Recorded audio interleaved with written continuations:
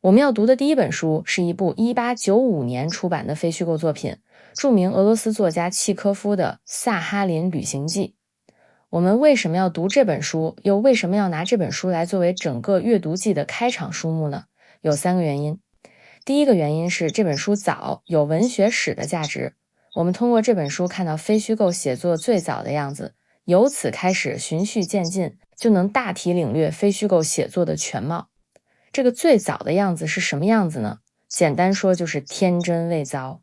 契科夫的写作技巧当然比任何非虚构写作者都好，可是他把这本书写得天真朴素。后面我会说到，由于沙俄特有的文化环境，萨哈林旅行记的好处恰恰就在于它的天真朴素。第二个原因是这本书极有生命力，穿越周期。有个已经被现代人遗忘的说法，叫做心灵源泉，就是让我们拥有高品质的生命体验的精神滋养。很多曾被当作心灵源泉的书都被淘汰了，而萨哈林旅行记是穿越周期的一本。第三个原因是，除了萨哈林旅行记的文本之外，契科夫的萨哈林之行本身也值得我们做一番讨论。文学批评中有一个著名的暴论，是罗兰巴特提出来的，叫做作者已死。意思是作品表达什么，读者自行脑补足矣，对于作者本人的企图可以不屑一顾。作家纳博科夫则有一个完全对立的说法，作品不重要，有价值的是作家。他的意思是，再好的作品也是要过时的，可是作家的成就是永恒的。那么到底是作者重要还是作品重要呢？是鸡重要还是蛋重要呢？在萨哈林旅行记这里，我只能同意纳博科夫，不能同意罗兰巴特，因为在这里，契科夫的作品与他的行动是合二为一的。他的作品是不朽的记录，他的行动是一次扩充心量、砥砺精神的壮游，二者密不可分。接下来我会分5讲来跟你分享我对这本书的理解。今天这一讲，我先带你大致了解一下这本书到底讲了什么，以及契科夫到底想向我们表达什么。我们先一起回到1890年的莫斯科，看契科夫所在的世界，这里是理解《萨哈林旅行记》这本书的前提。萨哈林在哪儿呢？它是北太平洋上的一个长条形岛屿，对于我们来说，应该更熟悉它的另一个名字——库页岛。在很长时间里，它都是归清政府管辖的，后来割让给了俄国，成了流放犯人的地方。苦役流放是古代国家常见的一种刑法制度，我国古代英国、法国等欧洲国家也都有流放制度。然而任何国家的流放制度与俄国的一比，都只能称为菩萨心肠了。苦役和流放这种惩罚，俄国不仅使用时间久，而且使用范围广，不仅擅长，而且精专，不仅依赖，而且成瘾。就这样，时间到了1890年，蒸汽时代过去，电气时代来临，俄国依旧陷在沉沉的黑暗里，流放制度不见松动，反而更加严酷。想通过民间力量推动社会变革的民粹派运动也被瓦解了，苟且偷生的庸俗习气四处流行，很不适合内心细腻的人生存。在莫斯科有一个年轻的文学明星契科夫，擅长写作以日常生活为题材的讽刺幽默作品，而他正是一个内心细腻的人。你看不出这样的人怎么会对远方的真实苦难感兴趣？可是契科夫早就已经被去萨哈林的念头深深地迷住了。他邀请画家朋友列维坦同行，不成之后他独自上路了。当时西伯利亚铁路还没有建成，契科夫跨越9000多公里的漫漫长路，走了3个月，又在萨哈林岛上考察了3个月。他在岛上发放了7000多张调查卡片，获得了多方面的数据，也在采访中得知了很多故事。回程时，他走了海路，经新加坡回到欧洲，看了一圈繁华世界，在强烈的对比中回味着自己在萨哈林的见闻。这次行程的成果就是非虚构作品《萨哈林旅行记》和随笔集《记自西伯利亚》。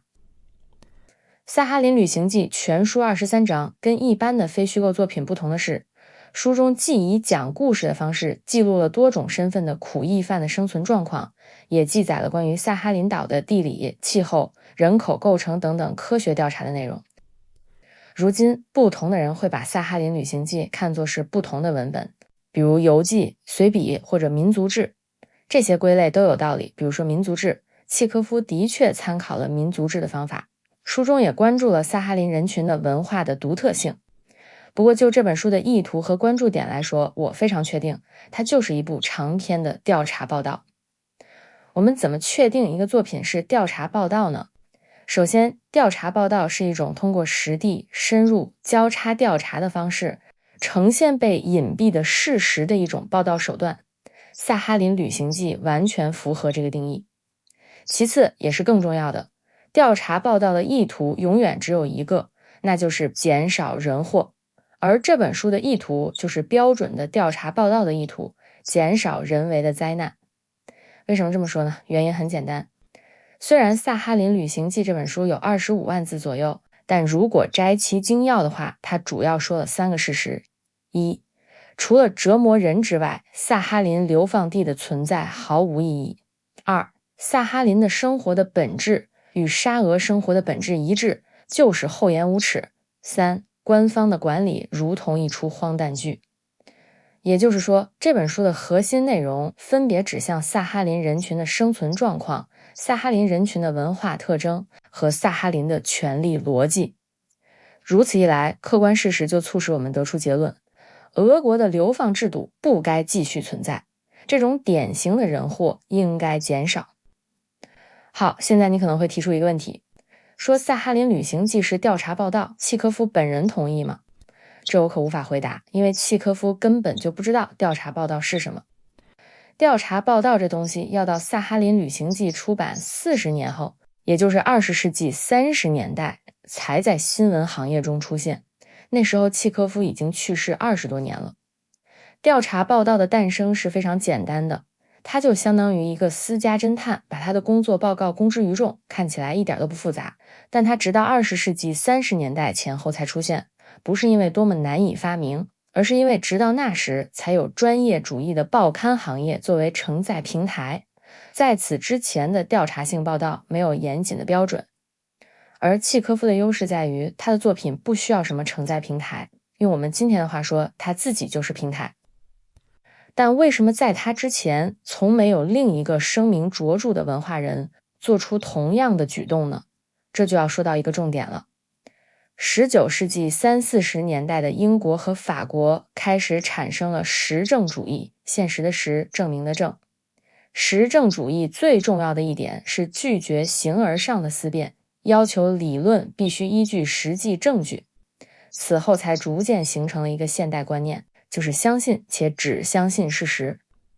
这个观念又衍生出现代人的基本心理特征，就是人们必须对自己说的话的真实性负责，说的不准确就等于胡说八道。而调查报道就是这种观念的产物。这样的观念虽然现在看来稀松平常，但在早前并不存在。在各个国家的古代著作中，我们都可以读到明显不是事实的记录。当然，在比契科夫更早的年代，这种现代观念在俄国也基本不存在。也因此，在契科夫之前，并没有人做出调查报道的壮举。从这个意义上来说，契科夫也许是俄罗斯第一个现代人。要做到这一点，他面临的挑战就是如何先于他人形成对事实的信仰，也就是咱们前面说的相信且只相信事实。站在现在做到这一点似乎不难，但在契科夫时代，这需要一个思想壮举，就是对神话祛魅。在那个年代，苦难神话正在俄国流行。何为苦难神话呢？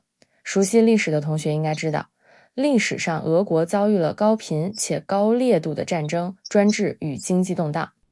由于俄国的苦难太多、太重、太深、太久，导致俄国精英们已经无法在心理上接受，有这样的苦难只是轮到他们倒霉而已。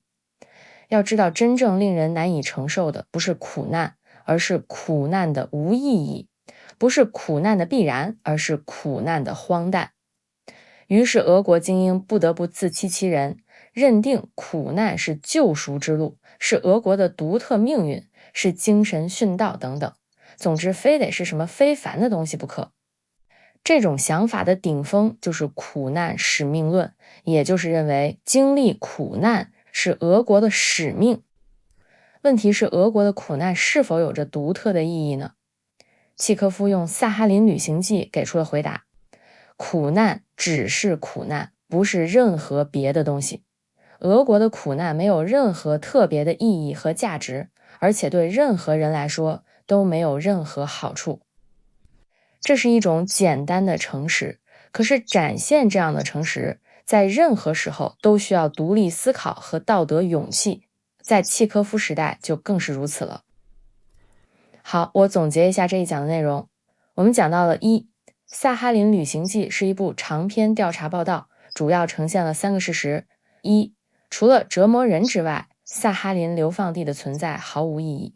二，萨哈林的生活的本质与俄国生活的本质一致，就是厚颜无耻。三，官方的管理如同一出荒诞剧。第二点，调查报道是一个现代观念的产物，这个现代观念就是相信且只相信事实。萨哈林旅行记属于典型的调查报道。三，契科夫的厉害之处在于他能够对神话祛魅，在所有人都相信俄国苦难神话的时候，他不买账，并通过萨哈林旅行记告诉人们，俄国的苦难没有任何特别的意义。好，这一讲就到这里，下一讲我们走进书中的内容，看看契科夫给我们记录了萨哈林岛上有什么传奇故事。